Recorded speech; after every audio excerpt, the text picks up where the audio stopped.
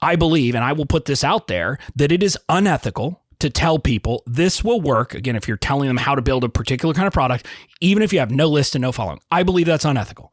Now, other people may disagree with me. That's something that may ruffle some feathers, but it's something that I believe fundamentally to my core. And I believe anybody who's arguing against it is arguing against it from a perspective of their self-interest. And that's what I want to shift to now. Like, the question from an ethical perspective isn't, is it possible to succeed with this objection, if this objection is in your way? Welcome to the Certified Badass Online Marketing Podcast, where being a badass has less to do with what you wear and what music you listen to, and everything to do with whether you've got the thriving online business of your dreams. I'm your renegade thinking Harvard Law grad turned online entrepreneur host, Bobby Klink. In my years building my thriving business, the most important lesson I've learned is that being a badass online marketer isn't about secret strategies or ninja tactics. It's about doing the basic stuff right and showing the F up. So each week here on the show, you'll get clear, easy to execute guidance on how to build your online business and a swift kick in the ass or two to make sure you're getting it done.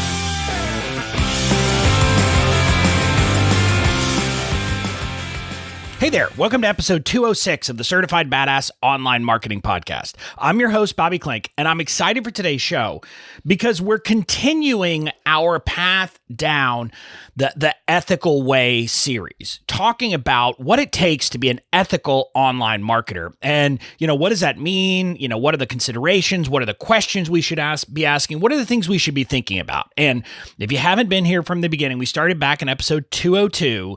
And what I want you to get is this is not me telling you my decisions. This is me asking questions. I share what I believe, but the important thing is that I want to trigger you as a marketer to think about these questions for yourself, to think about, what do you think is the ethical thing? What do you think is the right thing to do? And to just kind of think about some of the things that honestly have become normal, regular practice among online marketers, even people who we would all consider perfectly ethical, including ourselves. But maybe if you think about them deeply, you might have second thoughts about. And that's the point of this. And again, maybe I don't change your mind, but maybe at least you think about it and say, hey, is that how I want to run my business? So that's the goal. Now, in this episode, I'm calling it the ethical way. It's not always an objection. And the idea behind it is to talk about when is something an objection that we should be busting versus when is it a legitimate reason why, maybe people shouldn't buy? And how do you draw that line? And how do you think about drawing that line from an ethical perspective? And again, I'll talk about some specific examples that I think of in the online marketing space where people are teaching marketing or teaching something of that or teaching business building. But really, this isn't about particular objections. This is about thinking through how do you decide where the line is for your business. So that's what we're talking about in today's episode. Before we dive in, this episode is brought to you by my completely free training program, Badass Online Marketing University. Now, if you don't know about BOMU, it is a kind of our answer to the problem of online entrepreneurs feeling like they have to take out a second mortgage or maybe even sell their firstborn child to afford to buy all the training programs that they feel like they need, that they're being told they need to build an online business. And I've seen a lot of great entrepreneurs get chewed up and spit out by the industry, and it kind of drives me nuts. And so we created this free program where you get access to all this training for free.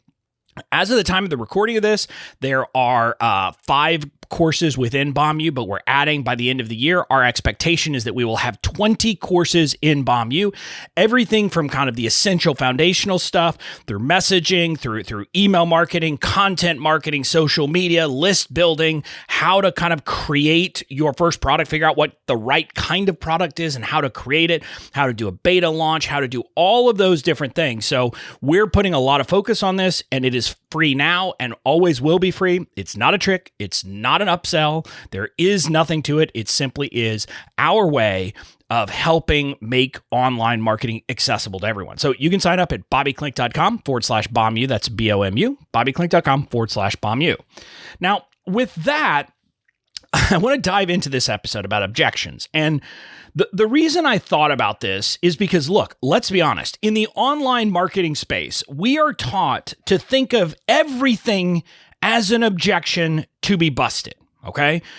We hear things like every question is really an objection. And so kind of the subtext of that is when someone asks a question, your job is not to answer the question. Your job is to bust the objection, whatever that objection might be. And so again, that's kind of the subtext we're hearing in that literally every single question someone asks is just an objection to be busted.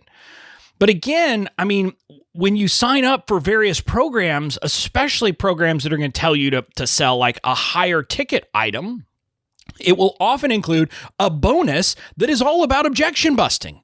They will have a training about how to bust the different objections, the money objection, the time objection, the this objection, the that objection, right? They're literally telling you, here are all of these objections that we need to bust. So like, that's an example of like, literally the industry is telling us all of these things are just objections to be busted. Now, I'm going to ask you a question. Is time always an objection, or is time sometimes a reason? Is money always an objection, or is money sometimes a reason? And again, those are questions I think we need to be asking. But I mean, there's other things that you'll see, like, a very, popular one is like literally to bust the spouse objection. So again, literally people will provide scripts on this particular thing for you to go talk to your spouse to convince them of the merits of why you should be allowed to invest in this program. Or maybe it's a business partner. Give you the script to go talk to your partner. So again, it's literally making you into a salesperson to bust objections rather than encouraging you, for example, to go have an open and honest discussion. And again, I'm not saying they're saying to lie, but why can't that simply be the answer? Go have a discussion. Or invite the spouse, invite the partner to listen to the training to assess for themselves. But that's kind of not what we're being taught. Or there's, a lot of people will tell you, for example, if you're doing any kind of selling on the phone, that you should never let someone get off the phone without committing. Because if they do, they won't come back. And so again, in some sense, that's a form of objection busting, because one objection is, hey, I simply don't make big decisions like this. I don't invest thousands of dollars without sleeping on it. Like, I know a friend who says that, who literally says, I will not make, a big decision that's thousands of dollars without sleeping on it, without having all the information and sleeping on it. It's one of the people in my coaching program who I know who has told me that very directly, and, shared an experience of kind of being on a sales call with someone and they're trying to bust that objection as if it's a mindset block that this person has, instead of a very good reason, a very good rational way of making decisions. Hey, I'm going to sleep on big decisions so that I don't simply make an impulse decision. But again, they want to bust that because, hey, we know maybe when someone thinks about this rationally, they're going to come to their senses and they won't be under the spell of this sales call where maybe I used some, tricks and I maybe, made them feel bad about themselves and convinced them that they need me to solve the problem. Now, again, that's a separate issue, but you can see how it's thought of as an objection. Now, you hear me talking about this, and you might be saying, yeah, okay, Bobby, but what's the big deal? What's the problem if, I'm busting, things that maybe are legitimate reasons, but why is this such a big deal for you? And it's a big deal for me because I see the back end of it. Now, not on my programs anymore, since I don't really charge for my stuff. I can bomb you away for free. And I have a coaching program, which I don't use high pressure tactics on people. I don't try to talk people into it. But I've seen so many people who sign up for programs, everything from, courses that are $1,000 or $2,000 all the way up, and never get any value from it. And so again, one of the things that I'm just going to pull back the secret, because a lot of people don't want to talk about this, but I'm going to talk about these things openly. In online courses, the completion rate, 15, maybe 20%. Think about that. Only 15 to 20% of the people who buy a $2,000 course will complete it. Now, and again, I don't know how those stats are calculated exactly, because again, I'm in certain courses where it was a $2,000, price tag, and I didn't technically complete it if that requires 100% because I'm at 97% because like there's one random, maybe I didn't watch like the graduation celebration type of thing or whatever. But I know that, again, this is a dirty little secret of the online course business, which is that people are not completing courses. They just aren't. It's the same thing in memberships. People are part of memberships. They don't participate. They don't do anything. They're not taking any action. So it's not just courses. It's all of these kind of, information products in our industry. And aside from the completion rate, if you look at like success rates, I think, and again, nobody reports these because there's no real way to report it. And I don't fault people for not reporting a success rate because I don't know how you would do that. Like for a course, for example, I don't know how is it that you're going to force people to tell you whether they had success or not, right? It would be very tough to do that. And so you'll have a reporting problem. And again, even if you said, hey, just report if you have success, you're going to have people who don't come back. So that would underreport success. But I can tell you from kind of looking at things, from being in communities, I know a lot of people who have had zero success. And what I mean by that is like, I know a lot of people in various programs who have done the work who didn't get any results.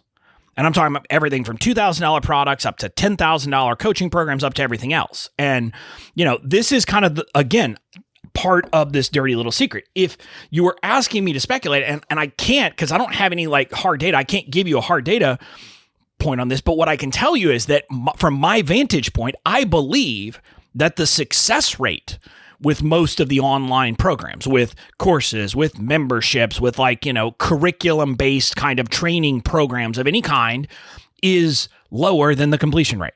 If you define success as, let's say, even like getting 3 times the ROI on the course. So for a $2,000 course, getting $6,000 back.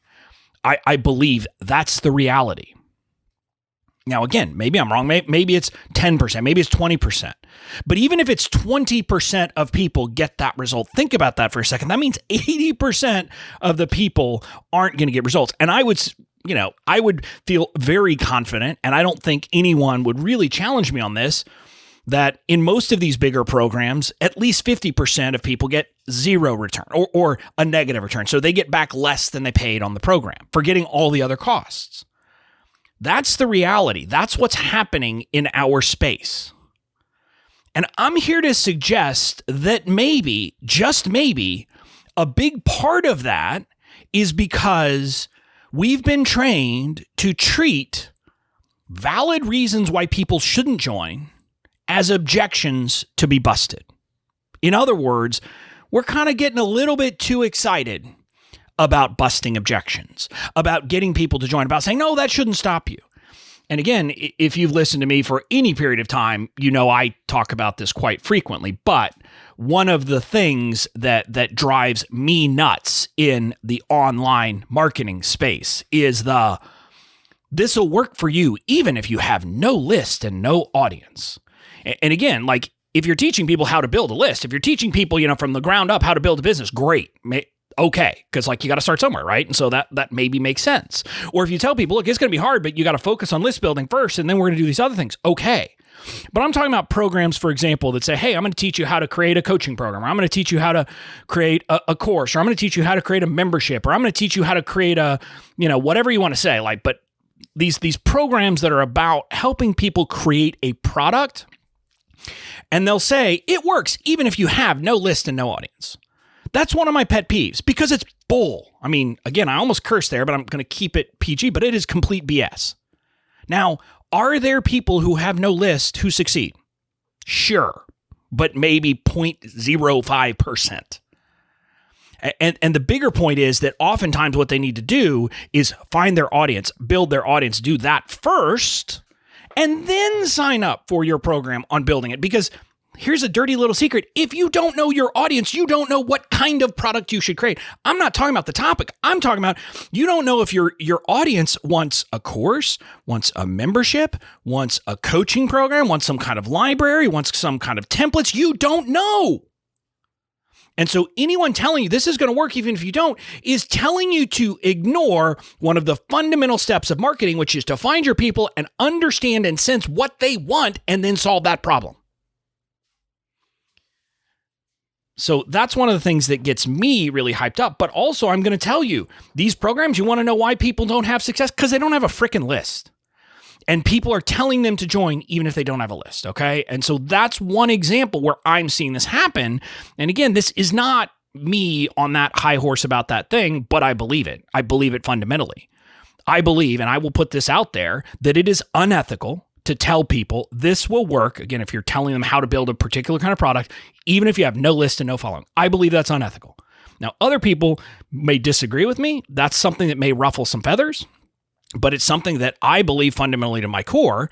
And I believe anybody who's arguing against it is arguing against it from a perspective of their self-interest. And that's what I want to shift to now. Like, the question from an ethical perspective isn't, is it possible to succeed with this objection, if this objection is in your way, at least from my perspective. And that's not just me, because the American Marketing Association doesn't say on average make things better. No, one of the kind of ethical norms for the American Marketing Association is do no harm. So it's not okay if 10% of your people who have that objection can succeed, but the other 90% are going to be screwed over by signing up for your program. No. According to the American Marketing Association, do no harm is one of the ethical norms we should adopt. And that means to me that I need to be comfortable. And again, I can't be sure that 100% of people with an objection will be able to get benefit. But it's got to be something where I can feel like, hey, the vast majority of people with this objection can succeed. And it's one of those things where and this is kind of a candid moment here where it shows something about the way I approach messaging. When we had my brand ventriloquist, Justin Blackman at Pretty Fly Copywriting, if you don't know him, he created a voice guide. And the idea of the voice guide is other people, like, we can give them this guide and it's going to help them understand how I write, how I speak, how I put together copy. And he basically said, I break all the norms. And one of the things I do is I actually hedge quite a lot.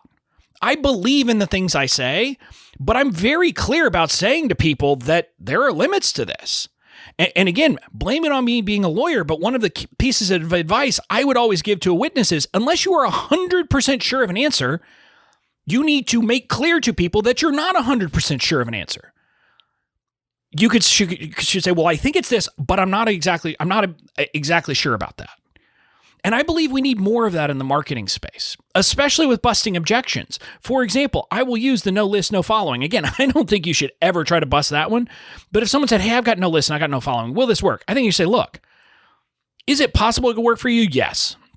But I'm going to be honest with you, most people with no list, no following are not going to succeed, because the first step is going to be to build an audience, and you've got to do that work. And so again, that's how I believe we should be doing it, especially if we want to live up to this kind of do no harm mentality.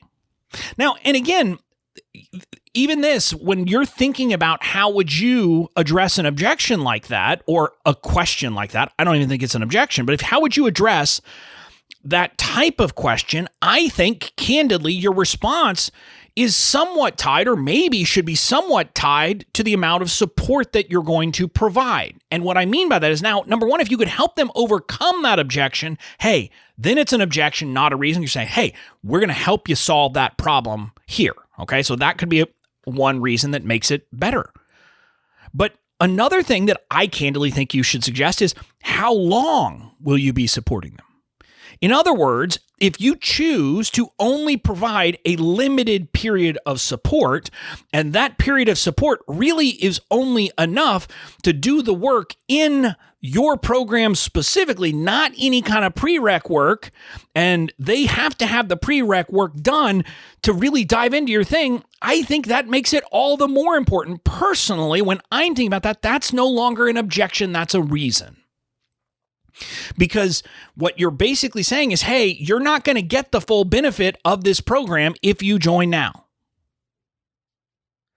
Now, on the other hand, if you said, hey, you get a year of support and this is only going to take you 12 weeks, and you're basically saying, hey, okay, so you can come in, you can join now because, now's what I'm selling it. You join, but then you go do this work and then you can come back and I'll help you. That's a little bit better. Now, again, there might be reasons why even in that context, you would say, don't buy now. Go do this other work first and then decide whether buying is right for you. But at least if you're going to extend the support, you're reducing the chance that your marketing decisions are doing harm. That your decision to bust that reason and turn that reason into an objection to be busted is going to do harm. But you need to honestly, again, if you want to be an ethical marketer, you have to honestly ask the question, will most people with this question, reason not to buy, etc., be able to succeed in my program? And if you cannot confidently say, yes, most people, even with that limitation, will still be able to succeed, I want you to ask yourself, if you treat that as an objection to be busted, are you kind of running afoul of this notion of do no harm? Or maybe you simply say, I don't care what the American Marketing Association says. They're not the judge of my ethics. But I think you need to have a serious question inside yourself of what are the ethical standards then? So that's the do no harm. But there's another piece I want to talk about here, which is under the American Marketing Association. One of the third norm is that you'll live by these ethical values. And one of those values is fairness. And they define fairness as to balance justly the needs of the buyer with the interests of the seller. Again, to balance justly the needs of the buyer with the interests of the seller. And so my question is, the way you need to think about something as, is it an objection to be busted, is, are you giving legitimate concern to their interests? Or instead, are you wanting to treat this as an objection to serve your interests of getting more people to buy your product, no matter whether it serves their interest or not? And again, look, I want to be honest with you. I don't think if you're listening to this podcast that you would be someone who would consciously say, people be damned. But I think you need to be willing to ask yourself that hard question of, is this really about me? Is this really about a me first, I need, or I want the money more than it is about serving their interests? And you have to be willing, in my view, if you want to be an ethical marketer, you have to be willing to ask yourself those hard questions. If you're not willing to ask yourself those hard questions, you're always going to put yourself first. And again, to be clear, when I did a whole series about being a serve first marketer. Well, to be an ethical marketer, according to the standard, you at least have to be balancing your audience's interest with your needs. So that's something else to consider. But really, what I want to kind of get you maybe to see here is that in many ways, this discussion about objection busting is really a question of, are you really kind of doing something else, one of the other things we've talked about, and that's what's leading to this problem? And what am I talking about? Now, one question, are you over-promising? Like, are you presenting the promise, the heaven of your course, of your program, of your membership, of whatever your product is? Are you kind of exaggerating it or presenting this thing that's only something that a very small number of people will get? And if so, how does that affect things? Versus, like, let's be honest, if you presented your program and saying, look, it's gonna, I can't promise you everybody's gonna get great results, but here's the range of results people get. And then you're allowing people to make kind of decisions. Then all of a sudden, if you're talking about their questions and answering their questions and not necessarily thinking of it all as an objection, but you presented them with this information, they're adults, right? And at some level, it's for them to make a decision. But I think the problem is kind of compounded with objection busting because so many people are presenting the promise and case studies that present an overly rosy prospects of success. So people are basically being sold these, I'm bound to succeed if I get this. I've just got to get over this reason. And it doesn't face the reality that most people don't succeed. That, more than 50%, probably more than 75% of students for most programs, for most coaching situations, for most memberships, don't get the results they're after. So that's part of it. But again, the other thing is, are you having the hard conversations? Going back to episode 203, where we talked about, are you telling them it's going to be hard? Are you telling them the other things they're going to need to have in place? Are you telling them, for example, if you have a limited period and an ongoing support that they'll have to pay for at the end, are you being very crystal freaking clear about all of that so they can make an informed decision or not? Because again, if you're absolutely clear on that, if you're 100% transparent about all of that, and then they're asking you questions, then you answer their questions, but they are given the information. But if you're not having those hard conversations and you're busting objections, it gets to be problematic. And then the last thing is, that I wanted to kind of bring up here is are you thinking of things as objections to be busted, partly because you don't want to take responsibility for the decisions that you've made in your marketing strategy? For example, if you choose to only have one product, so you can't help people with the pre-existing thing, so you can't make money by helping them solve that earlier problem, so all of a sudden you want to force them into, or you have an interest in kind of not forcing them, but steering them into this other product because you can't help them to solve that earlier issue, that objection, as you decide, for example, to call it. So maybe it's that, or maybe it's because you have decided on a model that is an open and closed cart with limited launches of once or twice a year. So, and a limited period of support. So the reality is people have to decide. They have to decide on certain times. And so again, if you had a different model, if it was open all the time and it was much easier for them to solve that problem and then come back and buy your product at the right time for them, but because you made the decision not to structure your business that way, that's what's pushing you to treat reasons as objections to be busted, because if they don't join now, they can't join for 6 months or a year, and they might join someone else's program.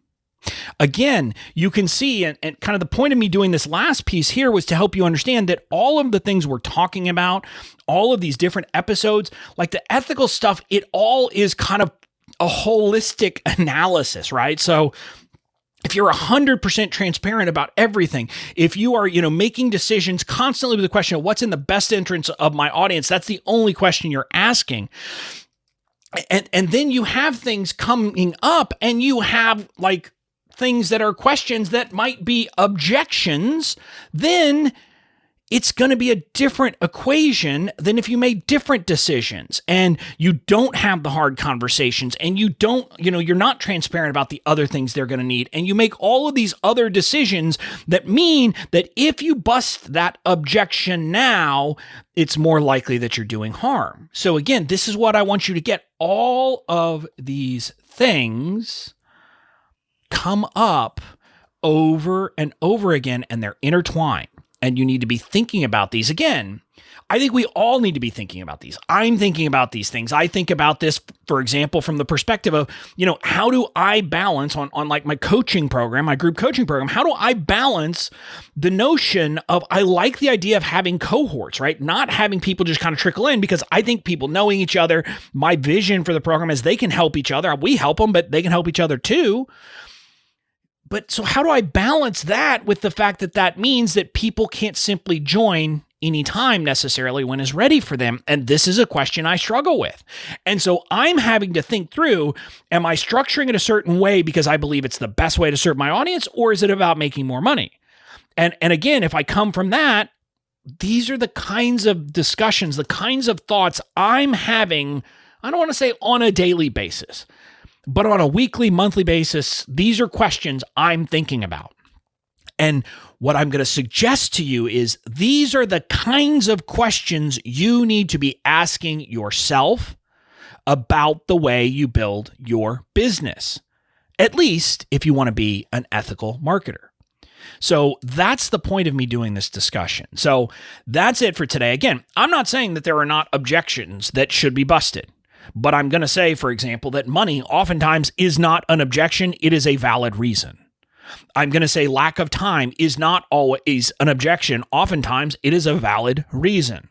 I'm going to tell you that again, if they don't have the prerequisite skills or the prerequisite things in place, like a list, an audience, whatever it is, that is not an objection. That is a valid reason. And again, I know the marketing space, obviously, so that's why I use that example, but you can come up with your place, your example of, where is the line for you? And that's what I want you to do. That's what I'm stressing that you need to be doing. So that's it for this episode. Now, in the next episode, we're going to be talking, I'm jokingly calling it, is there a Snopes for that? And what I'm going to be asking is, what is our duty to question the information that we learned and are simply passing on to others as ethical marketers? I've seen this in like the online marketing business coaching space. I joke that I feel like what's happening is it's a very bad game of telephone where someone, 20 years ago started doing something and it's just been passed along and passed along and passed along, and no one is asking the question. And so I'm going to ask and start a discussion about, is there ethical obligations on us to think about things before we pass them on? And so that's what we're talking about next week. Until then, enjoy your week, and, find me on social and let me know what you think about this series, because I want to know, what are you thinking? What are the questions you're asking on, the ethical issues and objections? Like, if there are objections that you're thinking about, is this an objection or is this a reason? I'd love to hear your thoughts. So you can find me on social media, on Instagram at Bobby Klink, but also on Facebook, I'm Bobby Klink, but also my Badass Online Marketers group. You can find me there and we can have a discussion. So I'll see you there, and enjoy your week.